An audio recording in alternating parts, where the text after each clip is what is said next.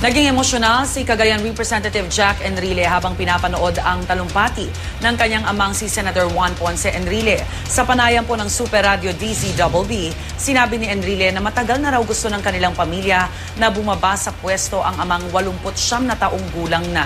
Panahon na raw para magpahinga ito at ipagpatuloy na lamang ang kanyang pagiging isang karaniwang senador sa susunod na 3 taon ng kanyang termino. Nagpasalamat ang nakababatang Enrile sa kanyang ama sa pagsuporta nito sa kanyang kandidatura sa pagkasenador kahit hindi siya pinalad na manalo. Ipinagmamalaki raw niya na anak siya ng kanyang ama na mahigit 45 taon nang nagsisilbi sa ating bansa. Hindi mo naman pwedeng ipagkaila na tayo isang anak lang. Tao lang naman tayo. Siyempre na-touch naman tayo. Ako yung may naluangan nung napirasinos ko siya kanina sa TV dahil hindi natin nasukat akalain na mabanggit tayo.